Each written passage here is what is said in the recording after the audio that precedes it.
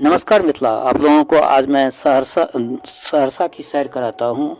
दरभंगा से सहरसा के लिए आज हम लोग निकल चुके हैं। देखिए कितना स्मूथ राइडिंग है, कितना सुंदर यहाँ का रोडवेज सिस्टम पहले जो कि बहुत दुर्लभ था। सहरसा जाना बहुत मुश्किल काम था, लेकिन कितना सहज हो गया है।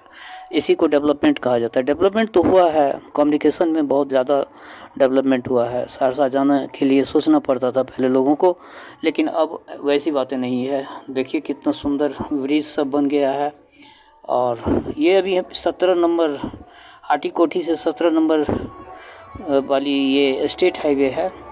ये गरौल होते हुए कोसी नदी को पार करते हुए तब सहरसा ये जाती है। कितना सुंदर आप देख रहे होंगे कि ये देखिए कोसी का भी पेट में हम लोग निकल पड़े हैं। और पेट में भी बढ़िया फसल है, गांव सब है। देखिए कितना सुंदर हर चीज़ व्यवस्था। दूर में आपको कोसी नदी दिख रहा होगा। कोसी का ये एक चैनल है। इसके बाद और कई नदी है, हम लोगों को और कई नदी देखने को मिलेगा। देखिए ये कितना सुंदर व्यवस्था है रोडवेज का। रोडवेज देख के मुझे बहुत अपने आप पर में गर्व हुआ, महसूस हुआ कि नहीं अब बिहार बदल गया है। Thank you for watching this video.